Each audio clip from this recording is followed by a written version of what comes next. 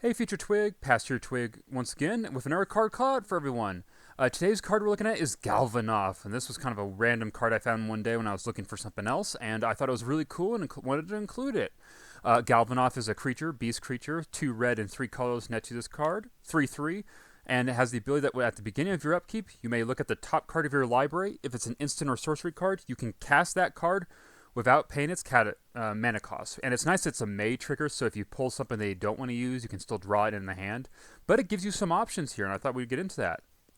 However, first off, of course, it's about 26 cents right now. And if you go by EDH Rec, it's actually a little bit more, and it's only in about 4,000 decks, so kind of underrepresented.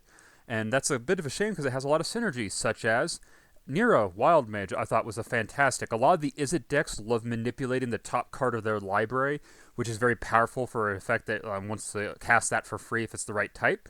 And as well, what's cool about Nero Wild Mage is that if she's out in the field, whenever you cast a spell, you can put it on the bottom of your owner's library, and if you do, reveal cards from the top of your library until you reveal a different card and cast it for free.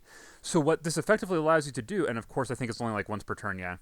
But what's really cool about this, if you have a card on the top of your library and Galvanoth triggers it, and you don't want to cast that card, say it's a board wipe and you're in a strong position, you can just put that on the bottom of your library, and Nero can go grab you something else. So there's a lot of ways you can kind of cascade with this card and get some advantage out of it.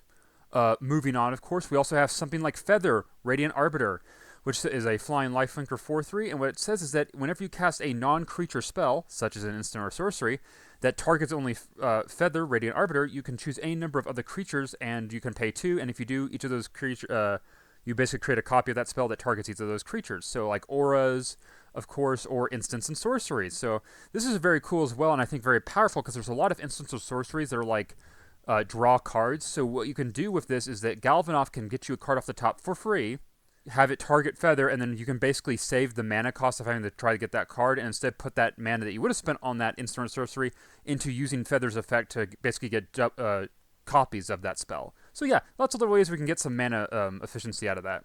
And last but not least, in terms of synergies, is Obeka, Splitter of Seconds, and this is a ultra powerful ability and commander with Galvanoth in mind, because what she is she's a menace card. She attacks. Whenever she deals combat damage to a player, you get that many additional upkeep steps after this phase, which means that for each of those upkeep steps, which is 2 by default because she's power 2, but of course you can make her stronger, Galvanoth will basically look at the top card of your library. So, and with blue especially, because she's got blue in there, you can set up the entire, like, several top cards of your library with effects like Brainstorm, and effectively just rig your next several cards to be instants or sorcery. So you can start casting a ton of cards for free using Obeka and Galvanoth, kind of synergizing with each other.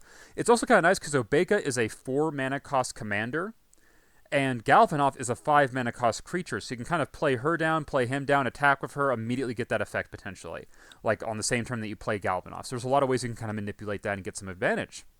And that is all I have for you guys today. Thank you very much for tuning to another card call out, and have a great day. Take care.